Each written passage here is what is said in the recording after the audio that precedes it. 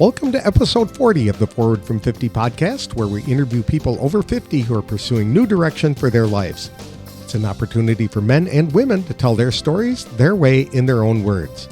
I'm Greg Gerber, the founder of Forward from 50 and your host for today's show. Today I will be speaking with a former middle school teacher who found the classroom to be increasingly challenging, so she ventures out on her own to coach adults and to create content for others. Mary Crimmins is from Orlando, where she worked for 17 years as a teacher instructing middle school students in history, government, and geography. After COVID created extraordinary challenges for teachers, Mary decided to leave the classroom and start her own communications business. It was the fulfillment of a dream she harbored for years. Now Mary produces a diverse amount of material for people and organizations, including writing books on behalf of others. She also wrote a book herself to encourage and empower other Christians to share their faith in the workplace. To tell us her story and plans for the future, please welcome Mary Crimmins, the founder of Crimmins Communications, to the show. Thanks for joining me today, Mary. I really appreciate the time. So tell us a little bit about yourself, like where you're from.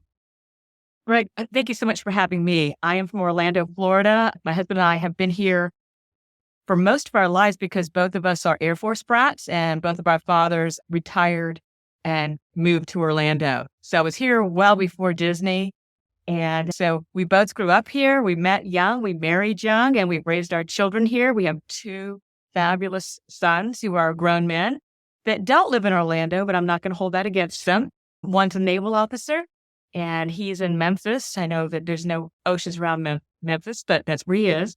And the other one is a CPA, and he is the father of my grandchild and my grandchild-to-be, and he is in Durham, North Carolina. So my husband and I just enjoy living in our quaint little neighborhood and walking our dogs. Yeah. I am certain that the grandchildren will, once they discover that Grandma and Grandpa live in Orlando, will be begging to come because there's some major attraction over there. I can't remember what it is that seems to attract kids like magnets. What did you and your husband do? My husband, he is an operations manager for a retail boat company. He's been in the marine industry for quite a while. As for me, I have worked full-time, Greg, since I was 17 years old. But of that time, I was in business, and we actually owned a business together for a while, which overlapped with the 28 years that I was a professional educator. So the bulk of my career has been as a professional educator, as a teacher, a classroom teacher, teaching history and government, geography. That's what I was doing. What age group were you teaching? The best age group there is primarily middle school and high school as well. But most of my years were middle school because you can get really good, honest conversation with middle schoolers. High schoolers start to turn inward a little bit too much.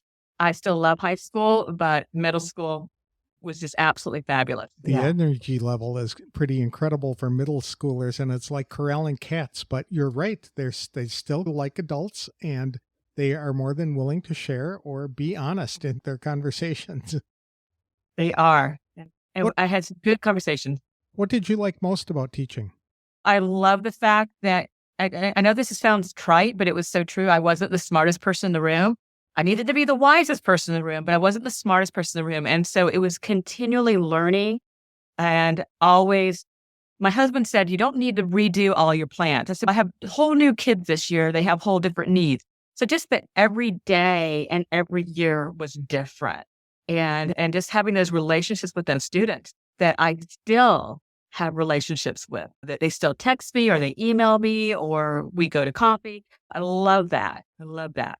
And I love the fact that you specialized or modified your lesson plan to accommodate the various classroom and the people in it. So it wasn't just a standard plan that you pulled out of a drawer, but it was based on their needs. And because you're right, every class is different, and the personalities in the class are different. And so that's very cool. Yeah, thank you. Thank you. Now, are you still teaching? I will always be a teacher, Greg. I'm not in the classroom, and I will not. I don't plan to return to the classroom. I have done some volunteer work with Junior Achievement, but I'll always be a teacher. Basically, what I feel like I've done is I've taken my teacher superpowers and transformed them into what I'm doing now. But going back in the classroom is something that I don't foresee happening unless God knocks on the door and literally takes the gaff and drags me into it. When did you retire from teaching?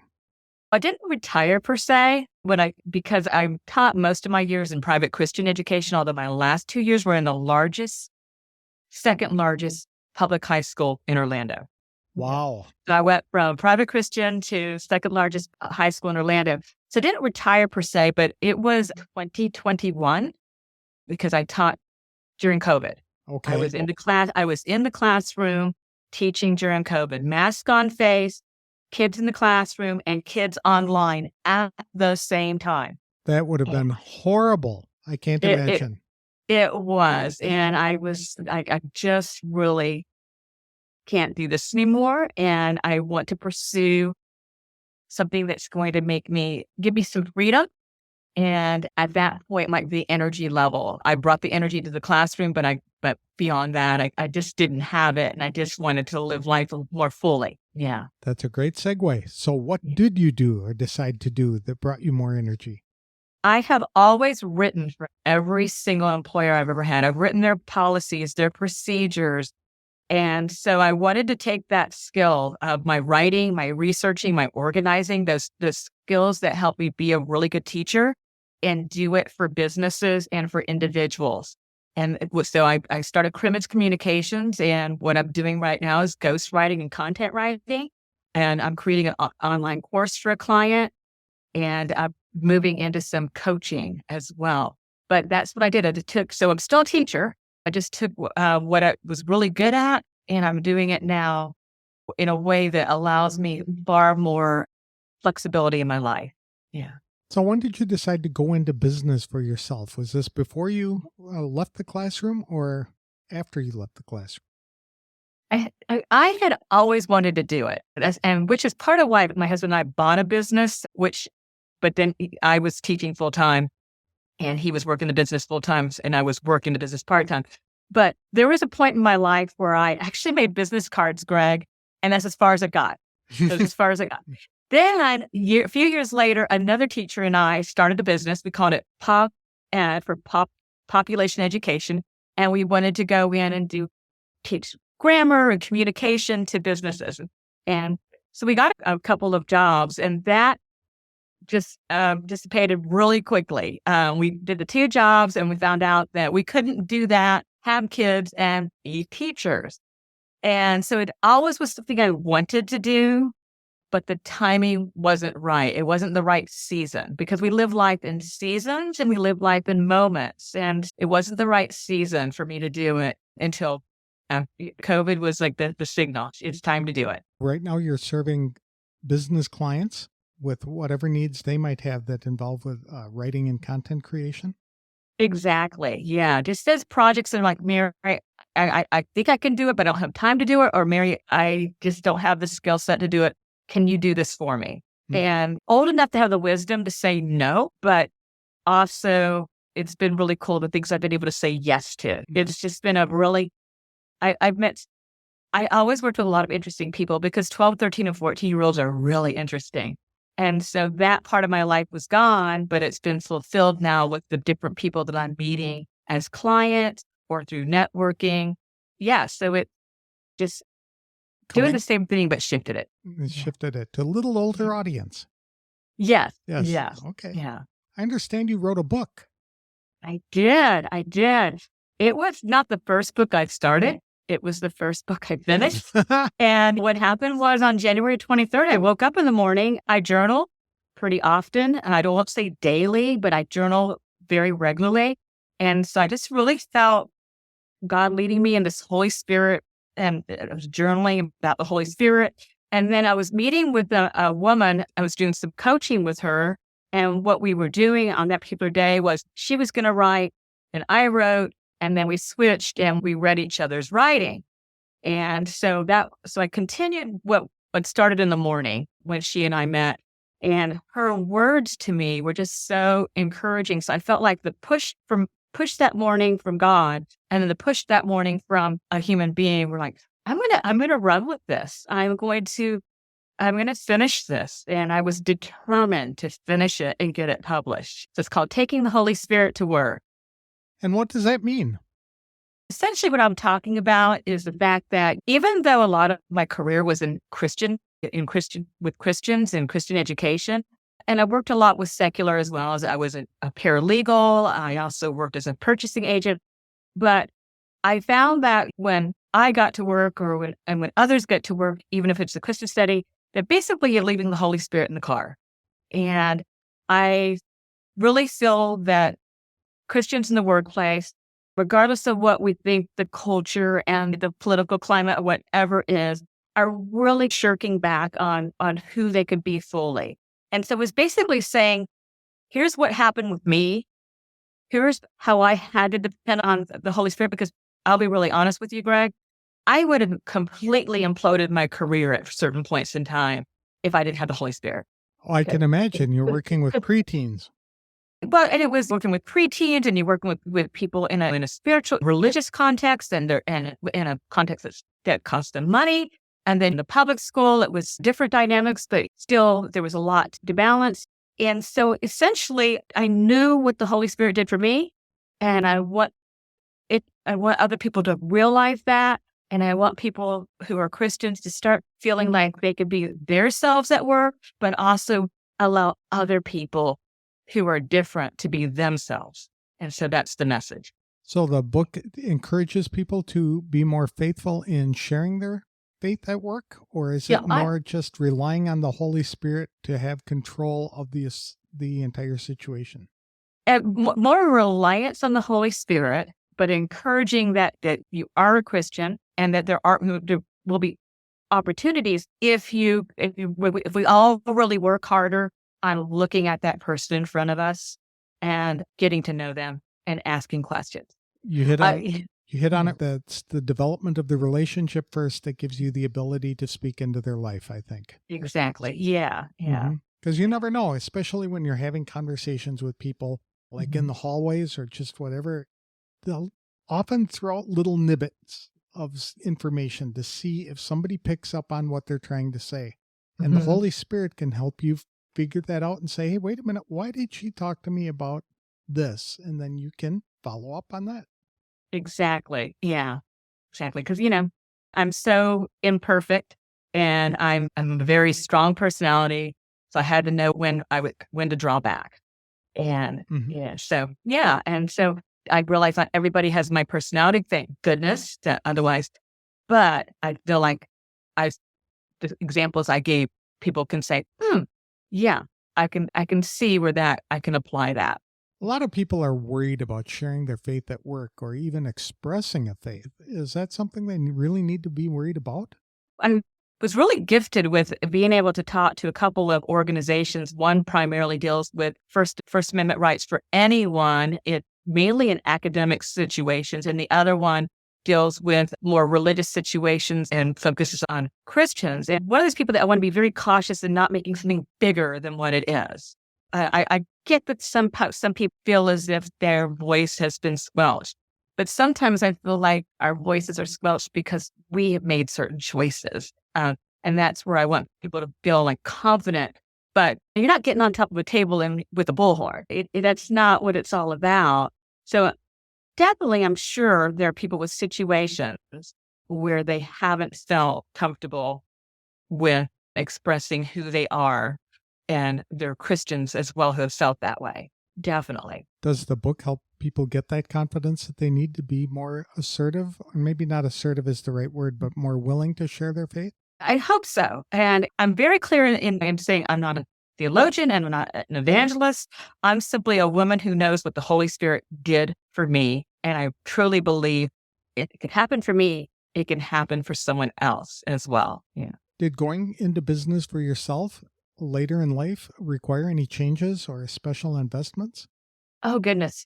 Yes. And I think not so much because of what I've done is it doesn't take a lot of capital. I need a computer and I need my own stamina and willpower, but definitely an investment in a lot of learning curves, a lot of investment in I did ghostwriters at ghostwriter school. I took courses, a lot of learning curves, and got to the point finally where the investment in myself was that, you know what? I don't need to worry about what anybody else thinks. I'm gonna do my best. I'm gonna serve my clients well, and I just don't have to worry about performing. And it took me a while to get away from that mindset of really working where it's counterproductive to try to please others. Hmm. Me a while to do that. Did that answer your question? Absolutely. Okay. How did you All right. find your first clients? Having coffee. Yeah, I have been blessed to be in the same community for a long time.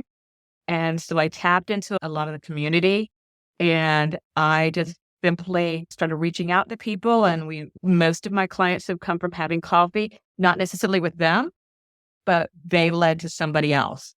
And yeah, It's amazing what those networks can do for us. it is. And I just been, after teaching for 28 years in the same area, I really can't go anywhere without seeing somebody that I know. And so I still tap into that community, but also my husband has worked within the boating industry for well over 30 years. And I tapped into that too. I just was called people up and said, hey, can you meet with me? And can I take a half an hour of your time? And Okay. then immediately writing that thank you note and thanking them for the gift of their expertise and their time. And it really has just really helped and paid off. So what you did is you invited people out to coffee and Mhm. you were basically trying to pick their brains about things that might be needed in the business world without trying to sell them specifically on services that you Exactly. could do. Okay. Yeah, exactly. So here's what I want to do. Tell me if I'm crazy and tell me what you don't understand. And yeah, so I had coffee with a woman and she says, I'm trying to understand what you're doing. And she's, oh, okay. I think you're counseling there, Mary. And then about a month later, she said, we have this book that's a hot mess. Can you do something with it? And so that was my first venture into developmental editing for a book Hmm. for somebody else. And it was so much fun. I just loved it. I loved hearing the man's voice come through because it was a book that her father had. And she says, we don't know what to do with it. And I was like, so, and took it from a bunch of string of thoughts and weaved it into something. And it just was great. And they were really happy with the product. And I was like, oh, I like this. This is good. And I it want to do more of this. and it Yeah. fell into your lap because of the Yeah. Yeah. conversation you'd had weeks earlier. Yeah. And again, it was years of relationship with them. Mhm. So, You had mentioned that there were some challenges that came with ghostwriting. Can you explain what ghostwriting is and what some of those challenges might be? yeah, it's essentially with ghostwriting, I'm delving into somebody else's heart and mind, into their experiences and taking their story and I'm putting the work into it into the keyboard and the words coming out. And I think sometimes the biggest challenge is getting to that point where you do establish the rapport where they feel good enough with you to run with that. And yeah, and thankfully I've been able to do that where I've been able to establish the rapport and then they're like, oh, okay, I don't really, I can trust you to move forward with the rest of it. So that's one challenge with ghostwriting. And of course, the other challenge is the challenge of any business person is finding the next client to keep that pipeline going. That's always a challenge. And so I've been fortunate that it's streaming in. It's not a fire hose because I don't want a fire hose. I live fire hose life enough with being a teacher. Yeah, so I'm satisfied with that, but I would like the peace of mind of more of the pipeline coming through. That is one of the advantages to being over 50 is because you can slow down and nobody's going to fault you for doing that. Yeah, Was it hard for you to write things in other people's voices as a ghostwriter so it sounds like it's coming from them? it depends. I guess it would depend on the person, but so far the people that I have worked with, no, it hasn't been hard. I'm sure there's somebody out there that maybe has some other voice or wants some kind of theme to come through that may not resonate with me. But as long as it has to resonate with me as well. And just really listening to the person, listening to their cadence, listening to their phrases. And then you get into being able to use that and weave all that in, listening to where their heart is. I had a situation recently where I wrote a chapter and it was weaving in the woman's great uncle. And she texted me and she goes, oh my gosh, you so captured this situation with my great uncle. I am in tears right now. Oh, And it was like, wow. So I took a screenshot and when my husband could look at this because Yeah, you work solo, you're by yourself. And so if you mess up, it's on you. If you do well, you may not get the kudos, but if you mess up, it's definitely on you. Mhm. So it was just very reassuring, very encouraging. Yeah. I like ghostwriters because they provide a very valuable service because everybody has a story. Their life is Yeah. nothing but stories. It's one story after another, and things that happen in somebody's life can be used to benefit somebody else. And so they can hire a ghostwriter who can help them get those ideas out of their heads and into a book where it belongs. Exactly. And so that's one aspect of what I'm doing, and something crazy that I'm doing right now, Greg, and I guess it seems crazy, but it's actually working out really well, is I'm actually doing an online course for parasail crews. What is that? So parasailing. Parasailing. Okay. Yeah, Mhm. parasailing. So for the cruise, it's a professional development. And I've never parasailed before until this summer when I went up to one of the guys, I said, "Hey, I'm working with these people." And so he took me up for free, which was a great perk. If you work on your own, you don't get a lot of perks as far as that kind of thing. You get perks of being able to choose your schedule. Mhm. It's just like I'm doing that. And it's, wow, this mind-boggling stuff I never thought that I would be doing. And just these fun opportunities. It is to help the crew, that the people that are hired, to really just be aware of all the different aspects of parasailing, because there's a lot to it. Oh, Yeah. I can imagine. Yes, and to help them with all the aspects. It's basically a professional development, more for the crews than it is for the captain. That makes sense. So the But captain it's would just, buy the course and his staff would take it. yes, and it's Yep. just crazy. Who would have thought? Stuff like that. Just things that I just was like, I would have never thought that this was a thing or that I could do it. Yeah. What kind of coaching services are you providing? Yeah. So essentially writing coaching and self-publishing book coaching. Yeah, the writing coaching I've done throughout my whole career. Even though I was a social studies teacher, my students would be like, "Oh, Mrs. Crimmins, this is not English class." I said, "This is education, and you must know how to communicate. You need to know how to communicate verbally, which is with words, and that means spoken word and written word. You got to be able to do it." And he was, really? And yes, really. And so I've been doing that kind of coaching for my entire career. And I like working with people. I love helping people reach their goals, Mhm. which is what teachers do. And so now to help people reach their goals, and if they have a book out there that they're like, have it, but I'm just stuck. I don't know what else to do, or I don't have the time to do it because it's so time consuming to be able to do it. And they could just delegate to me and trust me with that. Do you do any tutoring yet? As far as when Like students? I first left teaching and started the business, I was also tutoring.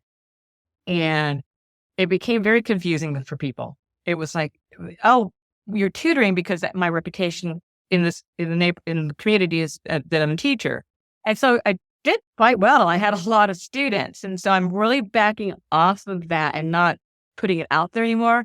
I've kept a couple students, simply because they've been with me for Mhm. a couple years.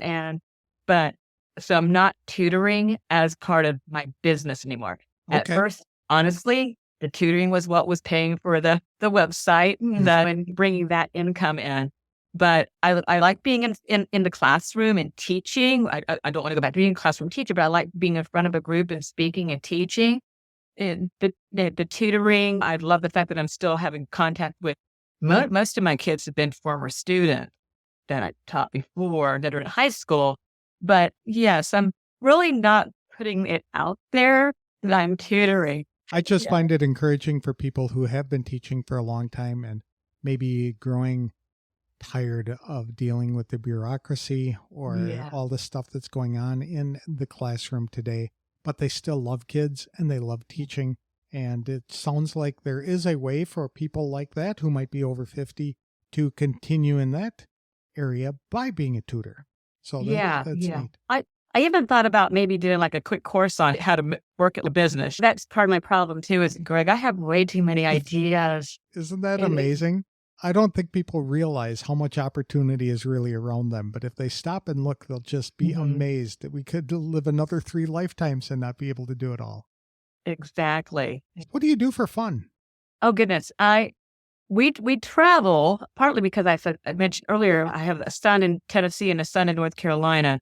So my husband and I do enjoy traveling, but we don't always go to visit the kids. So that's one thing. I love to travel. I love hiking to waterfalls, but we don't have waterfalls in Orlando, Florida, or in Florida. There's one waterfall up in the Panhandle, and you might as well take a Dixie cup and just pour it over the side. Okay. That's what it was when we went there. It's like, so I love hiking the waterfalls. I find that it's spiritual, and it's a way to really not just concentrate on my next step, my next foot, and clear my mind. And we walk our dogs, our foxhounds. We walk them most evenings, and we love doing that.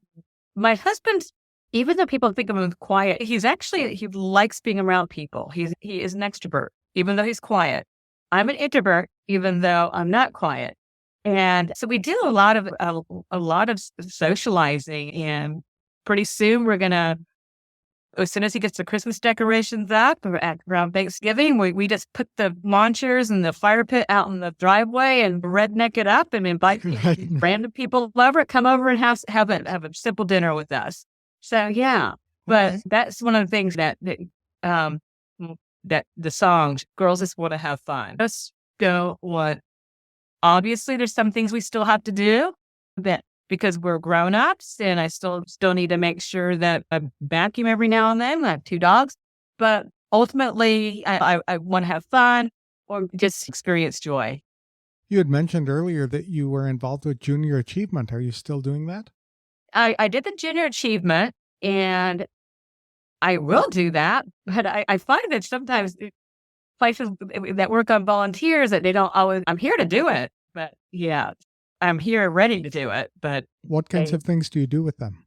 It was really cool because I was a very hands-on teacher, and I was able to take a hands-on activity with communication and go into the classroom and do that. And then answer some questions regarding what I do with the business, and because kids don't realize that it's something that people can do. They don't realize all that's out there. But it was just really neat because I have so many activities that I've gotten rid of most everything, but I'm not getting rid of my activity, the things I need for that, because I just feel like it's really great for grown-ups. It's really great for leadership. It's great for communication. But that's what I did. And I think, they were very happy that somebody didn't just come in and just talk at them. If you had to start over, is there anything you'd be doing differently? I walked out of the school for the last time. It would have been May, maybe the 1st of June. And I just jumped into everything right away. And my husband's like, why don't you take some time off? So I think I wouldn't have jumped into it right away. And at that point in time, I was like, yeah, I'm going to write grants, and I'm going to do resumes, and anything to do with writing, I can do it, and I can do it. But now I've learned, no, I'm not writing grants. I wrote a grant for my neighborhood. We got it. Yay. Resumes, no, because there's just a lot of time in that. And then once you figured out what you made per hour, forget it. So I rushed into it pretty quickly, and also taking classes on SEO and things like that. I was like, yeah, I don't need those classes. So there was a lot of scattered direction during that time. But now, after a couple of years, I'm really focused in on my direction. And there was some saying yes to things I shouldn't have said yes to. And then again, working hard on, I knew better than to say yes. I had the discernment, I just didn't have the wisdom. And so now working on the discernment and the wisdom of saying no. So that's what I would do different, not jump into it so quickly, and not jump into it where I'm scattered. And I just was trying to do too much. I like that scattered direction. I also like the idea of taking some time off to serve as a buffer between a career and what the next phase is going to be, to allow you to decompress a little bit. And then that, I think, would open up the creative juices a little bit more, rather than being worried, okay, now that I'm on my own, I've got to start finding the business and getting it going. And eventually, if you did it the other way, would open doors for you rather than you trying to bang on doors yourself. Exactly. I was operating, I wouldn't say so much out of fear, because I have a safety net. I have a husband that's not going to kick me out. But I was operating out of angst. Oh gosh, I just left these benefits, this salary, and I got to do something. Yeah. And so I was operating out of angst, and it was self-imposed. It wasn't anybody imposing it on me. It was more of, and feeling like I had to prove myself in this phase. And so I was like, no, I don't need to prove myself. I'm just going to do the best I can. You mentioned that you have some other book ideas too. Are there any you'd like to share? Oh gosh, I have so many, but yes, I'm currently working on a short book, which is looking at the action words in the 23rd Psalm. But the books that I actually have a passion for is I want to write a book about education and the 4 R's. And the 4 R's would be reading, because reading, unfortunately, is dead in many schools. Mm-hmm. Rational thinking, which would include math and everything else. Responsibility and relationships. Wow. Yeah. And so I have this idea and I want to do it, but then it takes a lot of time and it's going to take a lot of interviews. It's going to take a lot of research. And I just haven't gotten to that point. But it's not like it's not in the trash bin. It's just set aside for right now. But I really want to do it because I have a passion for the fact that we need to overhaul education in this country. I agree. So I don't want to get on my soapbox here on that, but I just really have a passion for it. Yes. And I thought about doing maybe a podcast on it and just doing each little section on the different R's, and I would never run out of material. But so I have a lot of different books in my head. Most of them are of a spiritual nature. I'd like to write a book. I don't know if this would be the title. It's not random. It's God. But basically showing how these ancient texts really apply to people in the 21st century, and really gearing it towards people who just would be like, I don't want to read the Bible, or I've never read the Bible, or it's too confusing, to make it come alive for them, but also not in a way that replaces the Bible. Yeah. Do you have any advice for people over 50 to either help them identify their passion or encourage them to pursue it? I think that whole aspect of looking back at your childhood, I always wanted to be a writer. And like I said, I've always written for all of my employers. And for my students, I would write stories to try to make the history come alive. But other than that, I didn't have the discipline to sit down and write. But look back at their childhood. And what was it that really excited you, other than the fact that you wanted to be an astronaut or that you wanted to be a movie star? What was it? And writing was always something I wanted to do. But I honestly didn't pursue it until recently. Yes, that would be the bit of advice. And I also, a lot of people come to me and I say, "You retired?" No, I'm not retired. And then, you reinvented yourself. No, I didn't reinvent myself. I really love myself. I like who I am. I'm at a point where I'm comfortable in my own skin. So I think that's the other piece of advice is, don't reinvent unless you need to reinvent, but be comfortable in your own skin, and then recalibrate and do that. And just keep understanding that even though it might feel like there's fewer seasons, and let's face it, there are fewer seasons than there were when I was 40 or when I was 30, those seasons are still there for me to bloom in some way. So that season for me to write a book about education, I don't feel like I'm like, like I have to jump into it. There's still time for it. It does not feel like you're running out of time. Just live each day to the best of your ability, I think, would be the other. That's great advice, Mary. Yeah. If people wanted to connect with you, how could they do that? I would love people to just email me, and I do my own emails. Mary at Crimmins Communications, it's CRIMINS Communications with an S as well, .com. Then a book is Taking the Holy Spirit to Work, and it's available on Amazon. And definitely they can connect with me that way. Just email me. And my Facebook and Instagram is at Crimmins Communications. Very good. We'll be sure to link to that in the show notes. Thank you. Thank you very much for your time and for sharing your story. I think it's wonderful that you're doing this, pursuing a long lost dream. And what a great opportunity to do it. And it still ties into what your natural talent and your learned talent and your experiences have provided you all your life. So that's great. Yes, Greg. And that's a thing. That all those experiences have led to this point, the bad experiences and the good experiences. And so I'm grateful for all of them. And I'm so grateful for you to give me this time today. Thank you so much. My pleasure.